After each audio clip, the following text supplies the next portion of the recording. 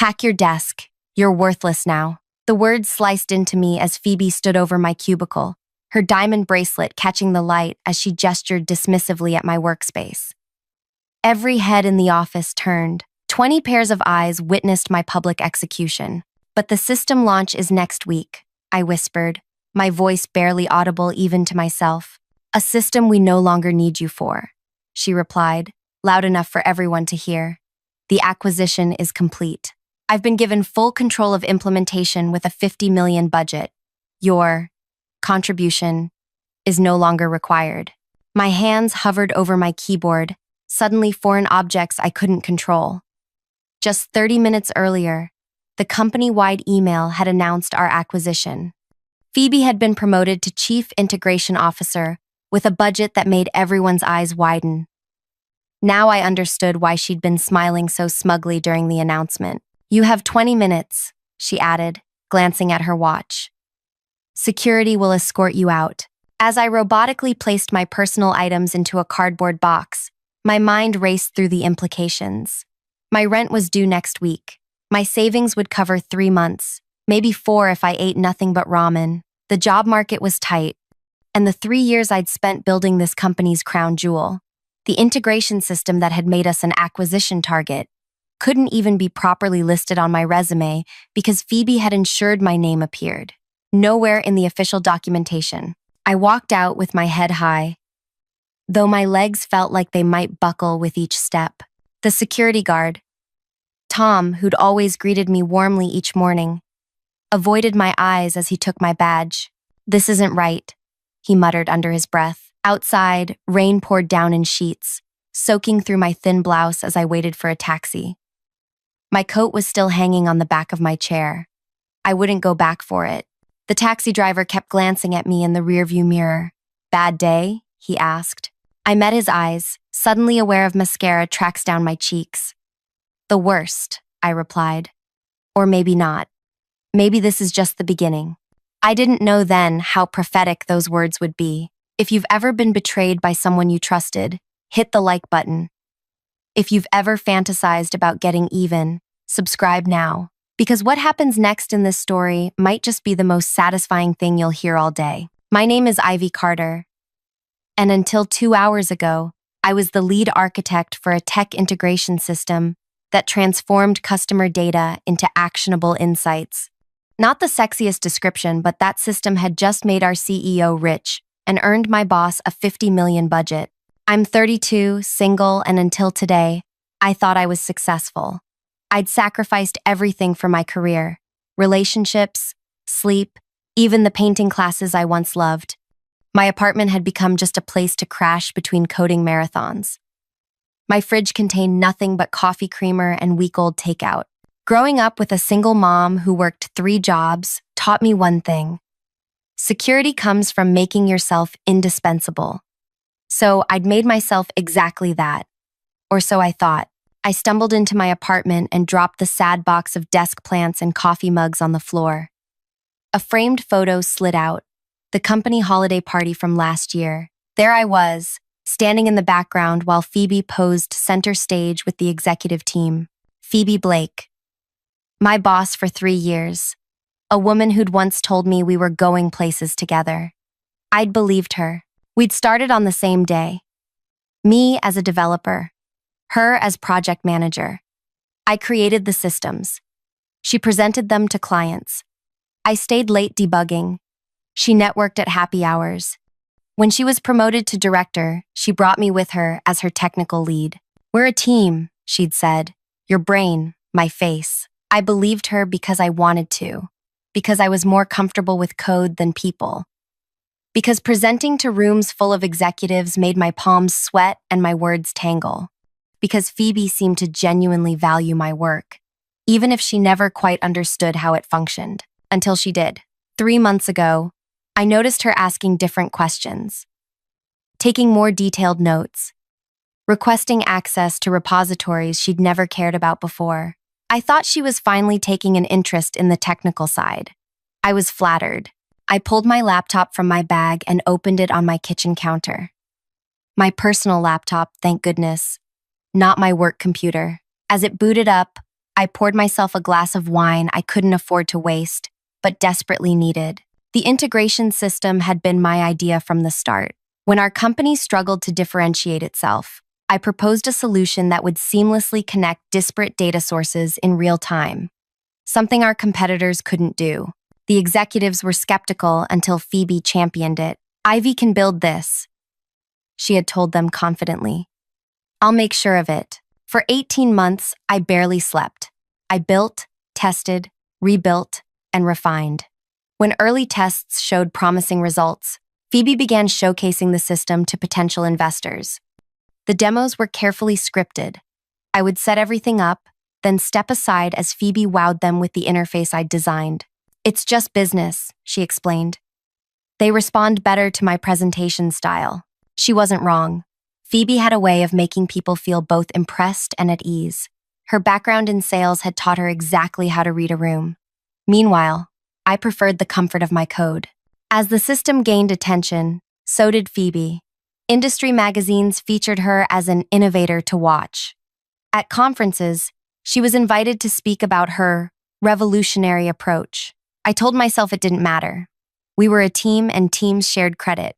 What a fool I'd been. I opened my email and stared at the message that had arrived minutes before my termination.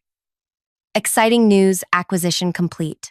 The CEO thanked everyone for their hard work, especially highlighting Phoebe's visionary leadership in developing the integration system that had caught the buyer's attention. My name appeared nowhere. My phone buzzed. A text from Leo, one of the junior developers. "What happened? Are you okay?" I stared at it, unsure how to respond.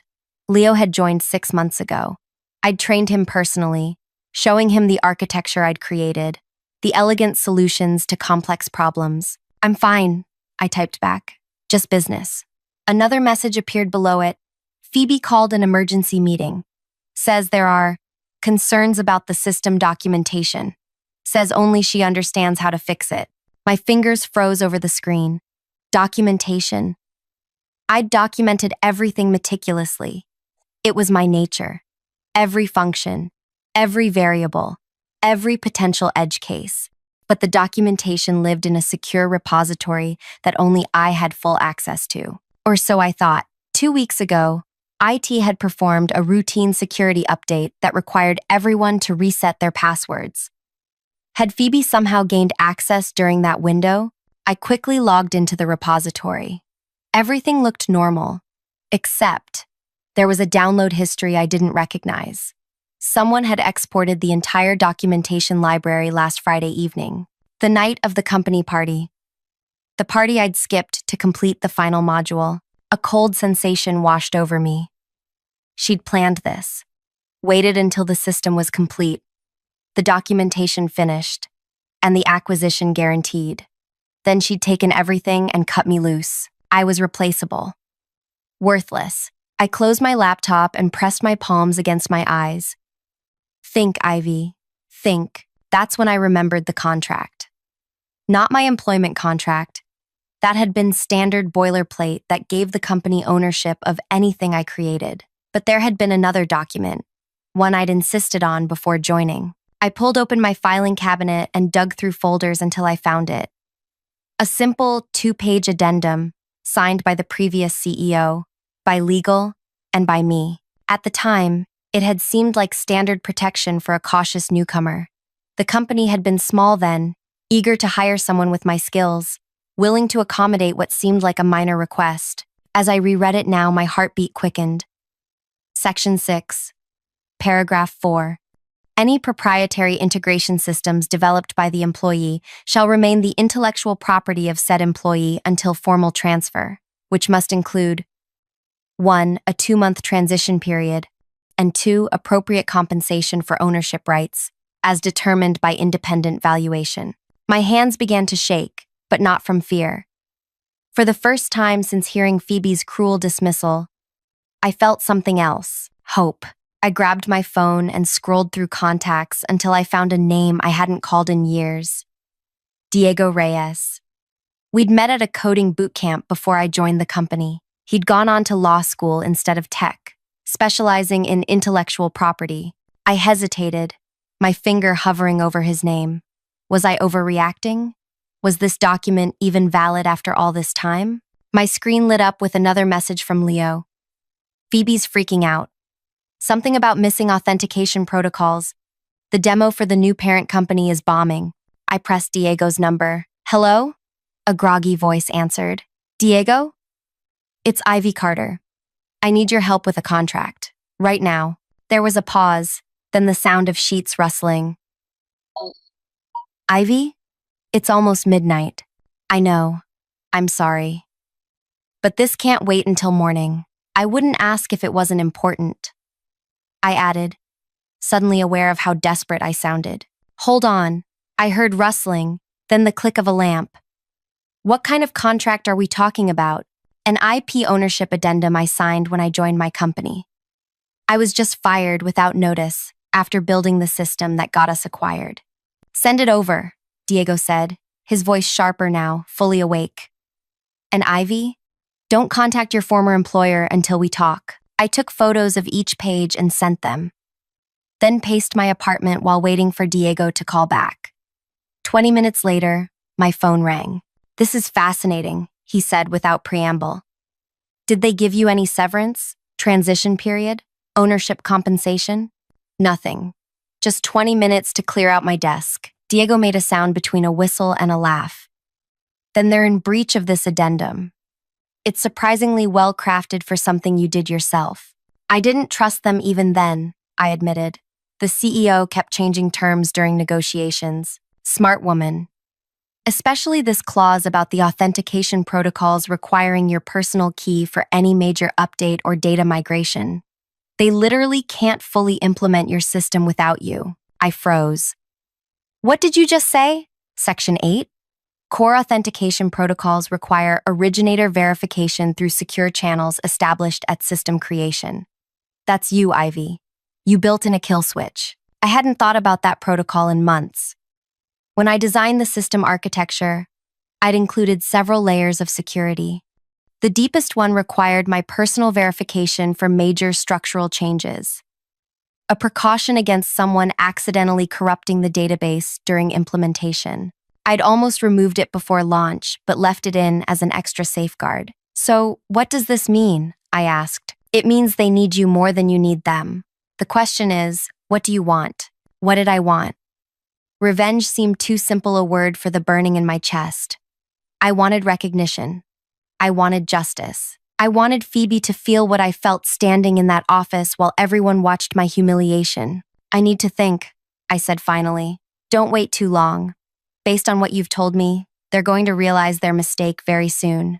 After hanging up, I opened my laptop again and checked my personal email. 3 new messages from Phoebe in the span of an hour. 8:47 p.m.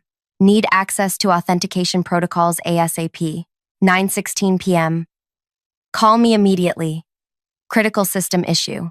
And 9:58 p.m. This is unprofessional, Ivy. The board is asking questions.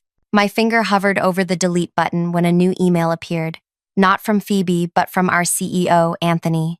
Ivy, understand there's been a miscommunication.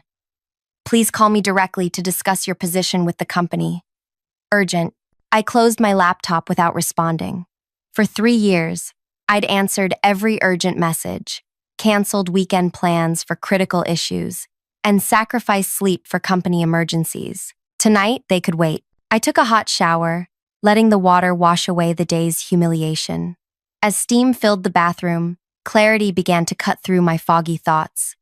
I had leverage. I had time. Most importantly, I had nothing left to lose. My phone buzzed again as I toweled off. A text from Leo. Where are you? Phoebe told everyone you sabotaged the system before leaving. Board members are here past midnight. So that was her play. Blame me for her inability to understand the system she claimed to have built. Classic Phoebe, always finding someone else to take the fall. I texted back, interesting theory. What's actually happening? Migration failed.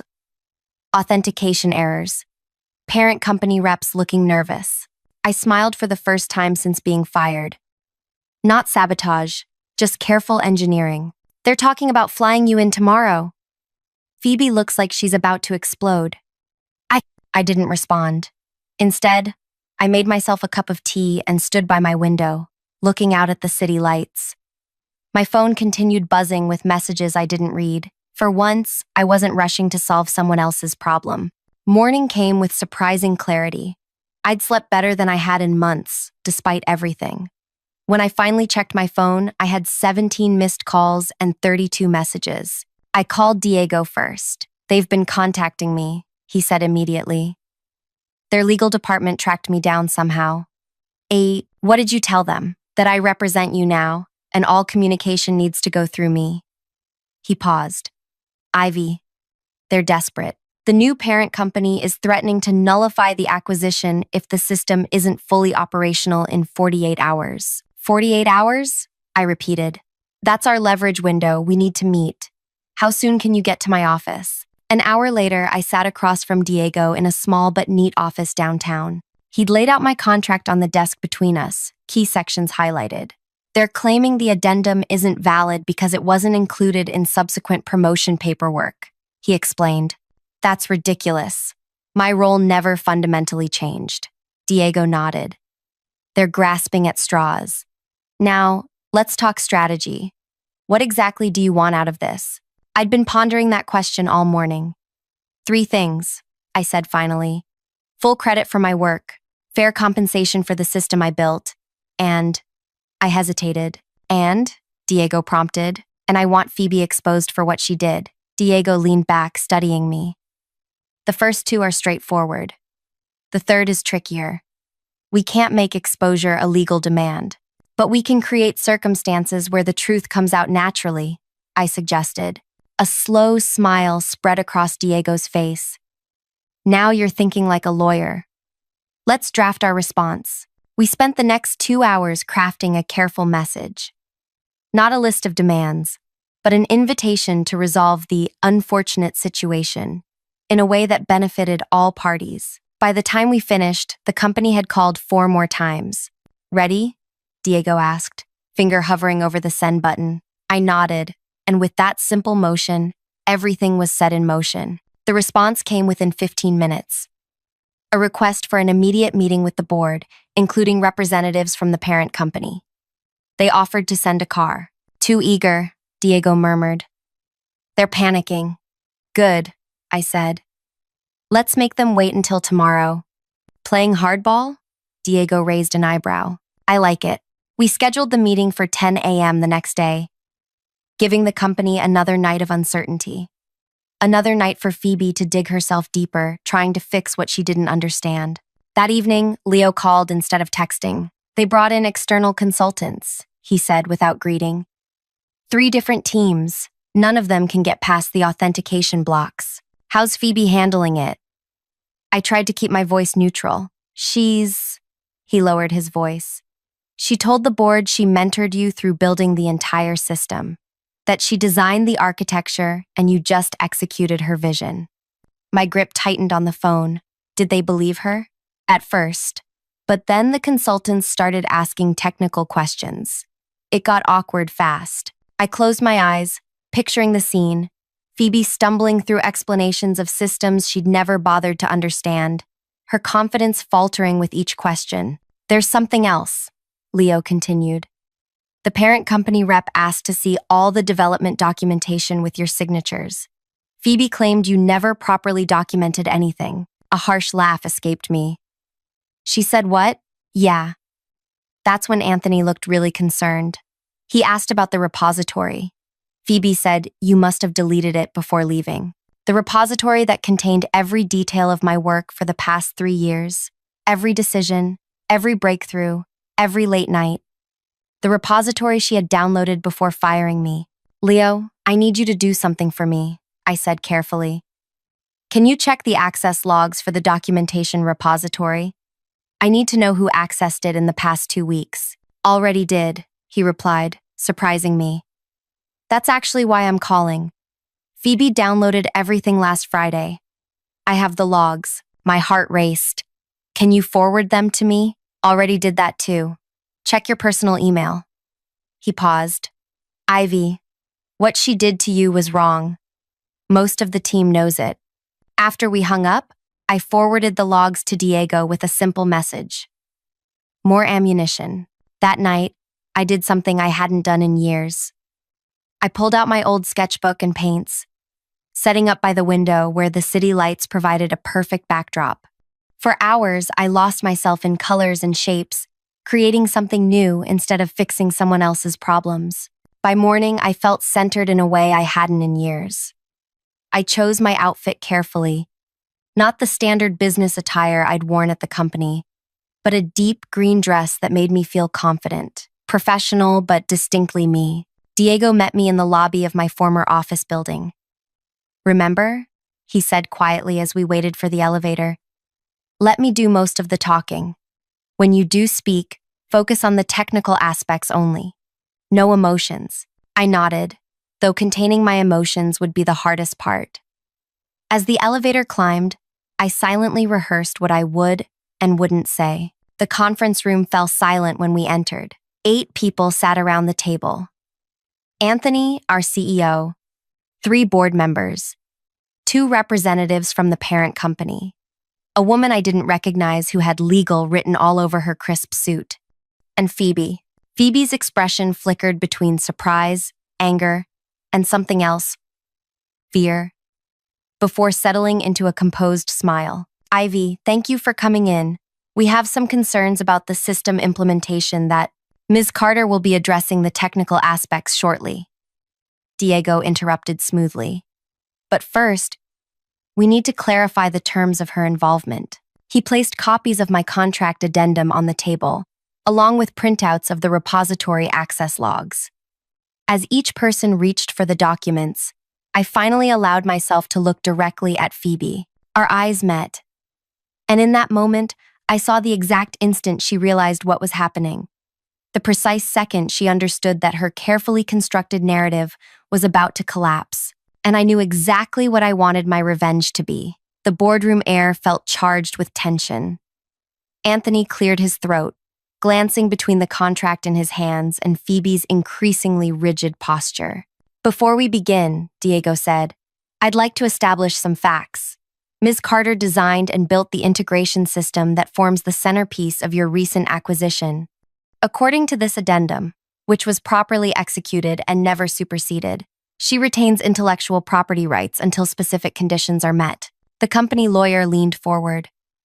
"This addendum was signed 3 years ago under different management. We contend that, if the signatures remain valid," Diego interrupted, "the company accepted the benefits of this agreement for years. You can't now claim it doesn't apply simply because it's inconvenient." One of the parent company representatives, a woman with silver-streaked hair and piercing eyes, tapped the access logs. "Could someone explain what these show?"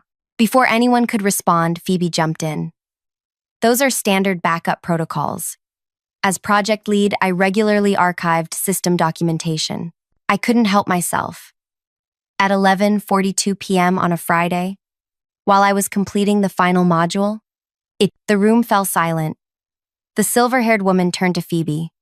"You told us yesterday that Ms. Carter failed to properly document the system." Phoebe's voice faltered. There were gaps in her documentation that I was attempting to fill. Anthony's expression darkened. "That directly contradicts what you said in our emergency meeting. You claimed Ivy deleted documentation before leaving." "Perhaps I misspoke under pressure," Phoebe said, her smile strained.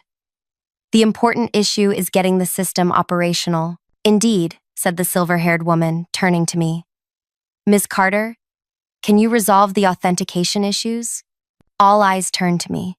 This was the moment, my opportunity to explain exactly how Phoebe had betrayed me, how she'd stolen credit, how she'd humiliated me. The words bubbled up in my throat. Diego touched my arm lightly, a silent reminder of our strategy. I took a deep breath. "Yes, I can resolve the issues. The authentication protocol requires my biometric verification for major structural changes, a security feature to prevent unauthorized system modifications. That seems..." The company lawyer hesitated. "Unusual. It's documented in Section 27 of the Architecture Overview," I replied calmly. Which Phoebe approved last year? Phoebe's face flushed. I don't recall that specific you. Page 42, paragraph 3, I continued. Your initials appear in the approval column. The silver-haired woman leaned back, a glimmer of what might have been appreciation in her eyes. How quickly can you implement the necessary fixes, Ms. Carter? Diego stepped in. That depends on the terms of Ms. Carter's re-engagement. As her counsel, I must insist on proper recognition of her intellectual property rights, fair compensation, and appropriate credit for her work. Credit? Phoebe interjected. Ivy was part of my team.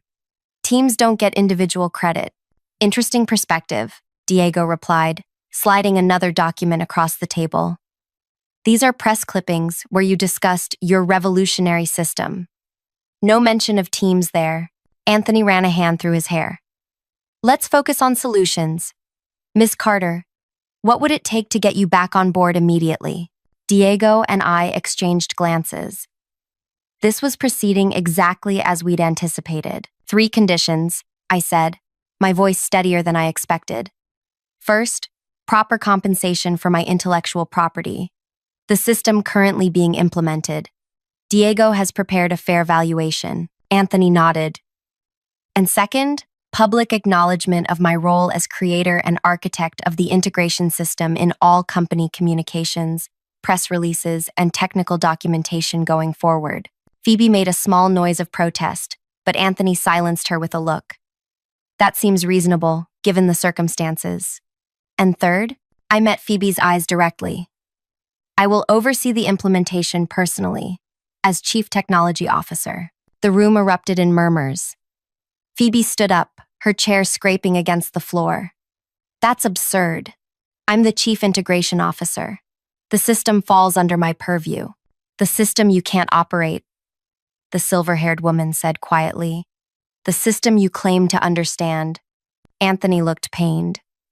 Phoebe, please sit down. Let's discuss this rationally. Anthony, there's nothing to discuss. Phoebe snapped. She's holding the company hostage. You can't reward that behavior. Diego smiled thinly. Miss Carter isn't holding anyone hostage. She's enforcing her contractual rights after being wrongfully terminated without the transition period her agreement requires. The silver-haired woman turned to Anthony. Our timeline doesn't allow for prolonged negotiations. If Ms. Carter can implement the system as promised, her terms seem reasonable considering the alternative. Anthony nodded slowly. I tend to agree. Ivy, if we meet these conditions, how soon can you begin? Immediately, I replied. The authentication issues can be resolved within hours. Full implementation would take approximately 2 weeks. 2 weeks? Phoebe laughed incredulously. I promised the board 3 days. You promised something you couldn't deliver, I said simply. The second parent company representative, who had been silent until now, leaned forward. Ms. Blake, yesterday you assured us you understood every aspect of this system. Now it appears you can't even access it without Ms. Carter's assistance. Can you explain this discrepancy? Phoebe's composure cracked visibly. I oversaw the entire project. The technical details were delegated. Yet you presented yourself as the architect, he pressed. I was speaking in a managerial capacity, she insisted, her voice rising. Ivy worked under my direction. That's not how innovation works, the silver-haired woman said. Direction isn't creation. Anthony cleared his throat. I believe we need to make a decision quickly. I propose we accept Miss Carter's terms, with details to be finalized by end of day. Diego produced a preliminary agreement he'd prepared. We anticipated this outcome. The key terms are outlined here. As papers were passed around, Phoebe tried one last gambit. This is setting a dangerous precedent. What's to stop other employees from holding critical systems hostage? Perhaps, said the silver-haired woman. The precedent we should worry about is taking credit for other people's innovations. The meeting concluded 30 minutes later with a signed agreement. As people filed out, Phoebe lingered, waiting until we were alone in the conference room. You won't succeed, she said, her voice low. You're not a leader, Ivy. You're a coder.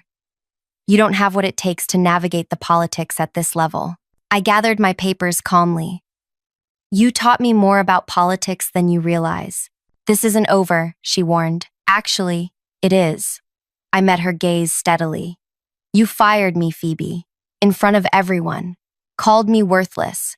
Did you really think there wouldn't be consequences? She opened her mouth to respond, but I was already walking away. The next 2 weeks were among the most challenging of my career. I worked directly with the parent company implementation team, untangling the integration issues that had emerged. True to my word, I resolved the authentication problems within hours. But the full system implementation required meticulous attention. Phoebe attempted to insert herself into the process repeatedly, scheduling unnecessary review meetings and questioning my decisions in front of others. Each time, I responded with technical explanations so thorough that even attempting to follow them made her eyes glaze over. By the end of the first week, the parent company representatives had taken to coming directly to me with questions. By the middle of the second week, Phoebe's meetings were being rescheduled or canceled entirely. The board scheduled a company-wide announcement for Friday afternoon to formally introduce the new organizational structure. As I prepared for the meeting, Leo knocked on my temporary office door. "You did it," he said, grinning. "Everyone's talking about how you saved the acquisition. The system works," I replied modestly. "It just needed the right implementation approach." "It's more than that," Leo insisted. "Phoebe's been telling everyone for months that she designed the architecture. Now, everyone knows the truth." I paused in gathering my notes. "How's she handling that?" Leo's grin widened. "Not well. She tried to take credit for the successful implementation in yesterday's executive meeting. Anthony shut her down immediately. Said something about accurate attribution being essential to company integrity. I couldn't help but smile. Integrity. Imagine that. The company atrium was packed when I arrived for the announcement. Anthony stood at the podium, with board members and parent company executives seated behind him. Phoebe sat at the end of the row, her face a careful mask. "As you know," Anthony began, "the past 2 weeks have seen significant changes in our organization. The integration of our technologies with our new parent company represents an exciting opportunity for growth." And he continued with standard corporate optimism until reaching the personnel announcements. "I'm pleased to introduce our new executive team, who will lead us through this transition and beyond." One by one, executives were called forward, their new titles announced to polite applause. When Phoebe's name was called, I held my breath. Phoebe Blake will be transitioning to our client relations team, where her communication skills will strengthen our customer partnerships. Not fired, but demoted and sidelined.